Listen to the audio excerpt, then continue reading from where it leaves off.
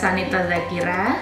Saya adalah salah satu pengajar di Prodi D4 Manajemen Pemasaran Politeknik Negeri Malang. Video ini dibuat untuk memenuhi prasyarat mengenai pernyataan diri terkait unsur kerja Tridharma perguruan tinggi atau biasa disingkat dengan PDD UKT di bidang pengajaran.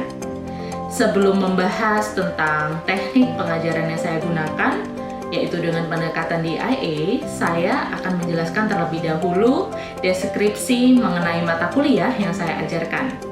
Salah satu mata kuliah yang saya ajarkan ialah mata kuliah CRM atau Customer Relationship Management atau biasa juga disebut dengan manajemen hubungan pelanggan. Manajemen hubungan pelanggan sendiri merupakan salah satu mata kuliah wajib yang harus ditempuh oleh mahasiswa D4 Manajemen Pemasaran pada semester 3. Mata kuliah ini membahas tentang teori maupun praktek hubungan pelanggan sebagai salah satu pengetahuan dan keterampilan untuk dapat berkomunikasi dengan pelanggan dan dapat mengelola hubungan dengan pelanggan secara baik dan benar.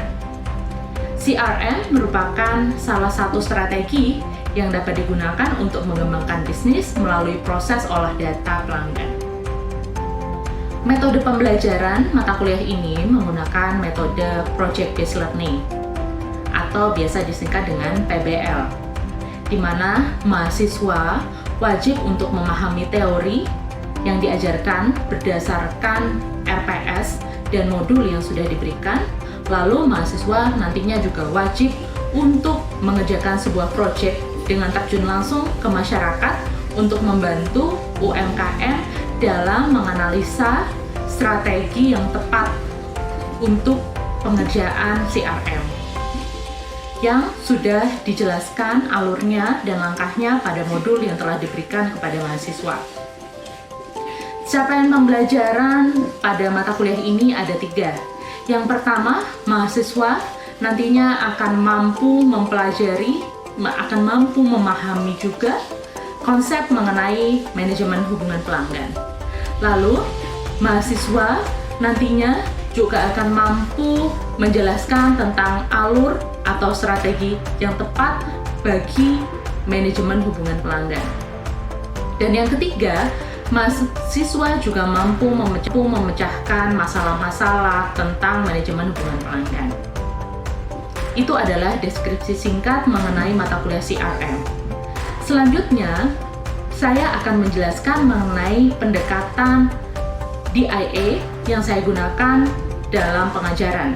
Yang pertama ialah delivery, di mana saya menyampaikan konsep CRM melalui modul yang sudah saya buat. Dan yang kedua adalah interactions, di mana mahasiswa dituntut juga untuk melakukan diskusi dan kerjasama. Hal ini sesuai dengan metode pembelajaran Project Based Learning yang akan mereka kerjakan secara berkelompok dan mereka dituntut untuk bekerja sama. Dan yang ketiga adalah assessment atau penilaian, di mana saya sebagai dosen pengampu sudah menyepakati mengenai aspek penilaian pada setiap kegiatan mahasiswa yang dilakukan di kelas maupun juga di lapangan. Selanjutnya, yang terakhir, saya akan menampilkan sebuah video tentang proses pembelajaran dan pengajaran yang saya lakukan pada mata kuliah CRM. Selamat menyaksikan.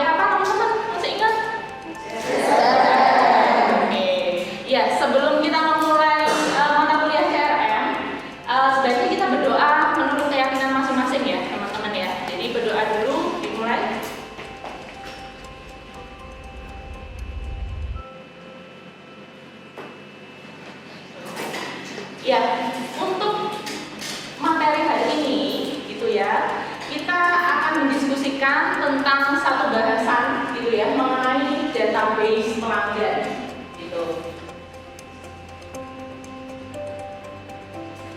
Oke, sebelum kita memulai materi selanjutnya, mungkin teman-teman di sini ada yang tahu atau ada yang ingat mengenai review kita di materi minggu kemarin, teman-teman? Mungkin ada yang ingat di sini? Oke, namanya? Namanya Andika Rayhan. Oke, Andika Rayhan, absen? Oke, boleh Mas Andika. Boleh berdiri? Dari minggu kemarin yang saya ketahui adalah database pelanggan adalah suatu kumpulan informasi dari tiap-tiap pelanggan. Oke, terima kasih Mas. Ya, minggu kemarin kita sedikit membahas tentang database ya teman-teman ya. Tapi kita lebih banyak juga membahas tentang dasar dari CRM itu sendiri. Oke, teman-teman ada yang masih ingat tentang dasar-dasar CRM atau definisi dari CRM itu sendiri? Mungkin? Ada yang mau berbicara? Atau mungkin saya tunjuk? Ya, apa sih itu CRM? Mas Ren, Anda boleh berdiri? Yang saya tahu fungsi CRM bagi perusahaan untuk mendapatkan informasi secara menyeluruh mengenai perilaku pelanggan, dan dari itu bertujuan untuk mendekatkan komunikasi antara perusahaan dengan pelanggan mereka. Oke, terima kasih. Jadi kita kemarin juga belajar fungsi-fungsi dari CRM ya, teman-teman ya. Kalau definisinya sendiri, ada yang masih ingat nggak? Apa itu CRM? Definisi atau pengertian apa itu CRM? Oke, boleh dibuka catatannya. Lagi, bukan catatan bahasa Jepang ya. Kalau bukan catatan mata kuliah lain, boleh.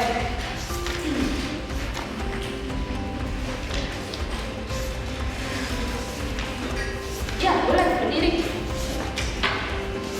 Nama? Perkenalkan, nama saya Mbak Aini, absen 16. Nah, CRM sendiri itu untuk mengelola hubungan pelanggan melalui data pelanggan untuk memaksimalkan loyalitas pelanggan. Ya, terima kasih. Ya, jadi CRM itu adalah salah satu bentuk kegiatan gitu ya dari perusahaan untuk memaksimalkan loyalitas pelanggan gitu ya, menggunakan data-data yang kita punya gitu ya, atau data pelanggan sebutannya. Nah, data pelanggan ini itu bisa dimasukkan dalam database pelanggan. Makanya kita membahas database pelanggan pada pagi hari ini. Itu ya teman-teman ya. Terima kasih yang sudah menjawab. Oke, sebelum itu kita juga harus mengetahui capaian pembelajaran pada pertemuan kali ini atau topik database pelanggan ini. Jadi yang pertama, mahasiswa atau kalian itu mampu menjelaskan tentang apa sih itu pelanggan gitu ya.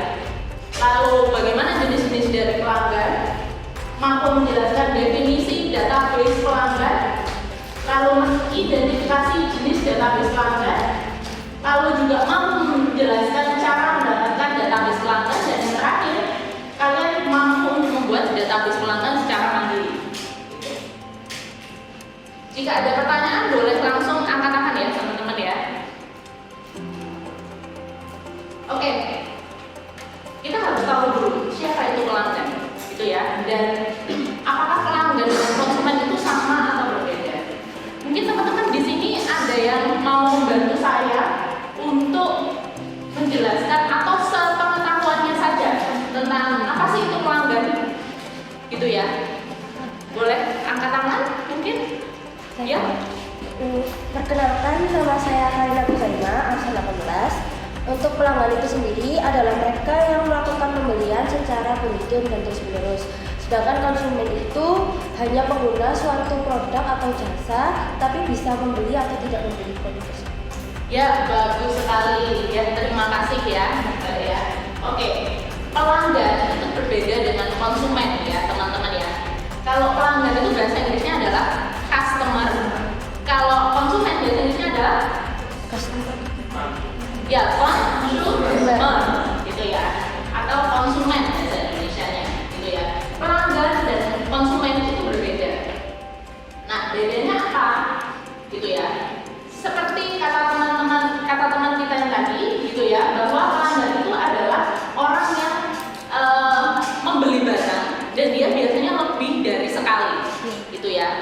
dan dia menggunakan barang itu gitu ya, atau membeli barang itu dengan motif-motif tertentu gitu. Nah, untuk konsumen itu adalah seseorang gitu ya, atau orang yang menggunakan barang atau jasa tersebut gitu ya. Cukup sampai di konsumen, cukup sampai di pengguna akhir saja, atau menggunakan atau mengonsumsi barang tersebut saja gitu. Dia tidak ada motif-motif lain selain mengkonsumsi barang. Tapi kalau pelanggan itu ada motif lain gitu ya.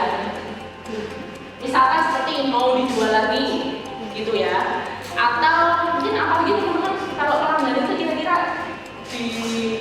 atau menggunakan barang itu untuk apa saja, membeli barang itu untuk apa saja kira-kira, supaya mungkin bisa direkomendasikan ke orang lain gitu ya kalau pelanggan itu. Jadi pelanggan itu intinya adalah mereka atau orang gitu ya, siapa saja yang membeli barang bisa juga menggunakan barangnya gitu ya untuk motif-motif tertentu, dan itu sangat menguntungkan bagi produsen atau pengusaha. Oke, ada yang tahu ini siapa teman-teman? Siapa ini? Ada yang tahu ya? Ini adalah Philip Kotler. Gitu ya. Philip Kotler itu siapa? Yang mintain buku manajemen. Gimana? Yang punya manajemen pemasaran. Ya, sebutannya adalah Father of Marketing atau Bapak Marketing atau Bapak Pemasaran. Jadi setiap definisi, setiap ilmu apapun tentang pemasaran gitu ya, teman-teman ini nanti pasti pakai bukunya Philip Kotler. Begitu ya. Nah, Philip Kotler gitu ya, atau Father of Marketing, berbicara bahwa pelanggan itu adalah semua individu gitu ya, atau bisa rumah tangga yang membeli atau barang atau memperoleh barang atau jasa untuk konsumsi pribadi. Sedangkan menurut Cambridge International gitu ya, dalam Lupioadi tahun 2001 mengatakan bahwa pelanggan atau customer is a person who buys goods or services, atau pelanggan itu adalah seseorang yang membeli barang dan jasa juga. Tapi menurut Griffin gitu ya, didefinisikan juga pelanggan itu adalah bagaimana mereka membuat sesuatu gitu ya, atau membeli sesuatu itu menjadi kebiasaan gitu bagi mereka gitu ya. Jadi pelanggan itu adalah orang-orang yang membeli sesuatu gitu ya, dan membiasakan diri untuk membeli barang tersebut atau produk tersebut.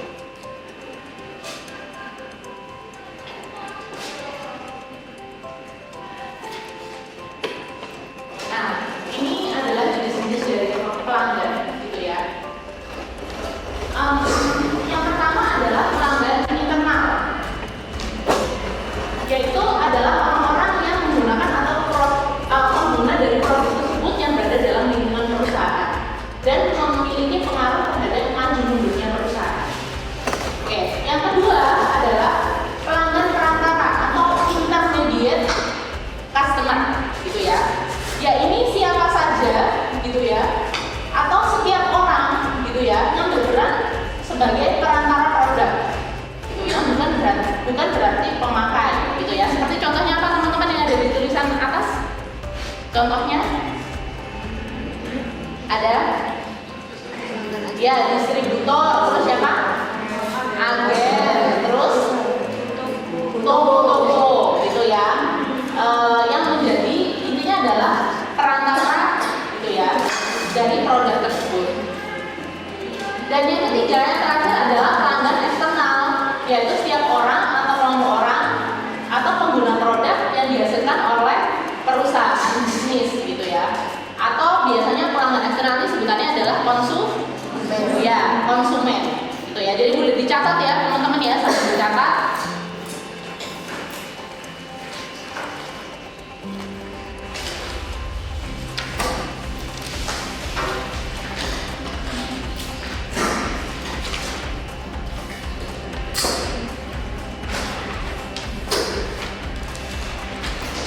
Oke, nah setelah kita tahu pelanggan itu apa, lalu juga jenis-jenisnya gitu ya,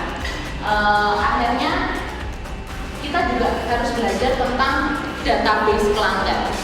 Kenapa kita belajar tentang database pelanggan? Karena database pelanggan ini merupakan langkah awal dalam proses CRM.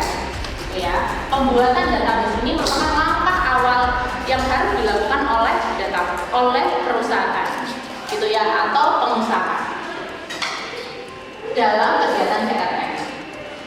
Nah, pengertiannya database itu adalah suatu kumpulan file, gitu ya teman-teman ya. Suatu kumpulan file yang mempunyai kaitan antara satu file atau satu data dengan data yang lainnya, sehingga membentuk suatu bangunan data untuk menginformasikan kepada perusahaan, gitu ya, dalam batasan-batasan tertentu. Nah, kalau database pelanggan sendiri, gitu ya, adalah kumpulan informasi dari tiap-tiap pelanggan, gitu ya. Nah, kumpulan informasi itu dapat berupa apa saja, gitu ya. Itu bisa dibaca salah satu dari teman-teman. Oke Mas, boleh baca. Pengertian database pelanggan adalah kumpulan informasi dari tiap-tiap pelanggan. Disebut kumpulan informasi karena memuat nama, alamat rumah, nomor telepon, data pribadi lainnya seperti tanggal, ulang tahun, dan hingga alamat email pelanggan. Database merupakan langkah awal dalam CRM. Oke. Jadi database itu intinya adalah kumpulan informasi yang dimiliki oleh pelanggan. Nah, kita itu harus mempunyai minimal, gitu ya, data-data pelanggan, gitu ya, bisa informasi apapun, alamat rumah, nomor telepon, data pribadi, gitu ya, yang disesuaikan dengan kebutuhan kita.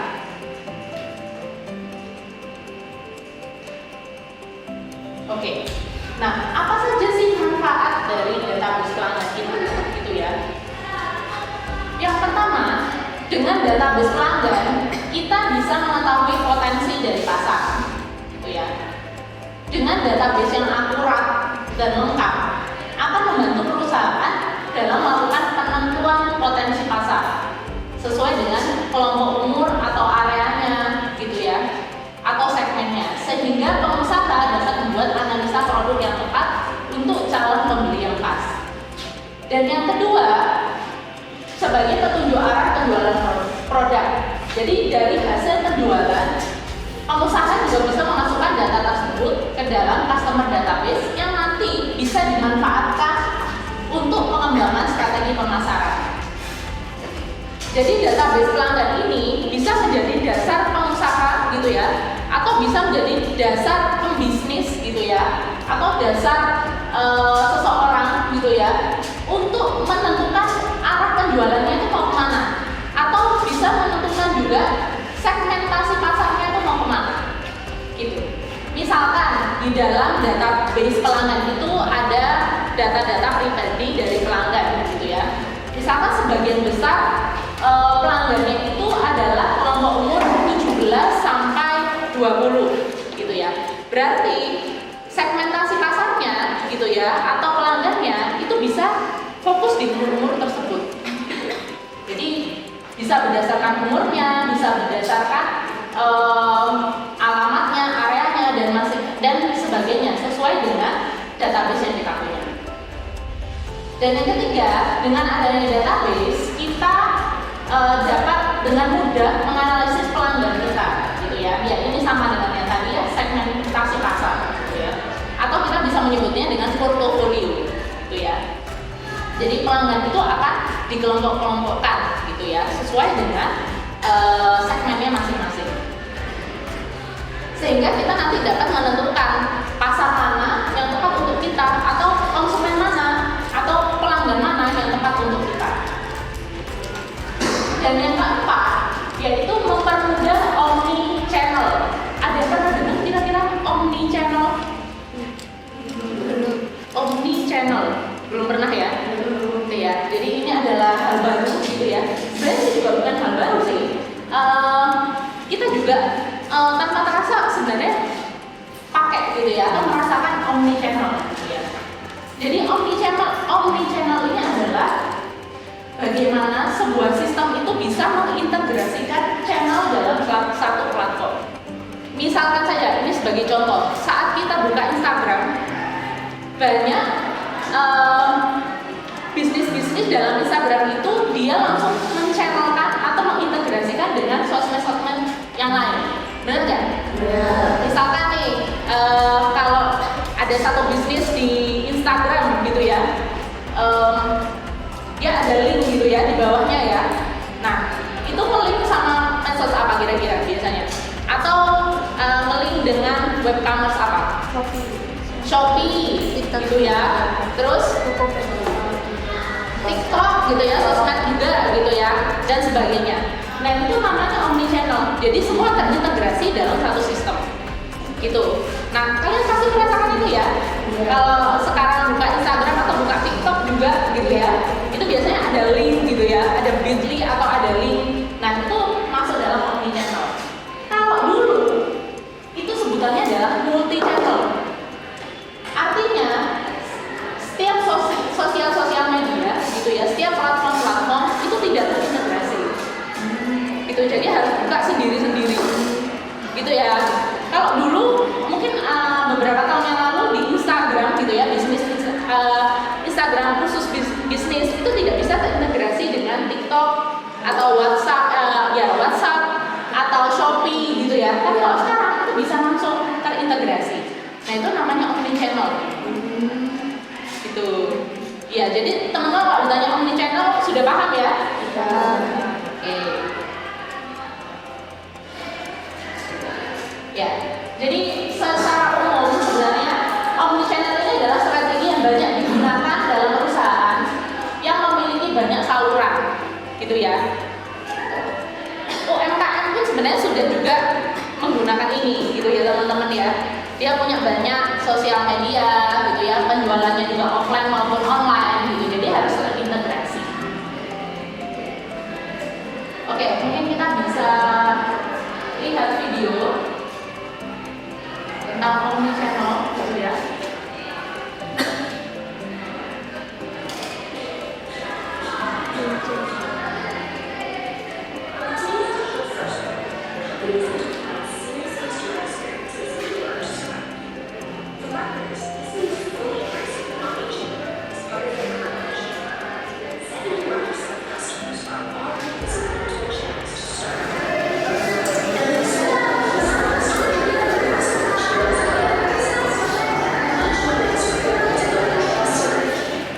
Google Classroom masing-masing ya teman-teman ya, jadi nanti bisa dilihat begitu.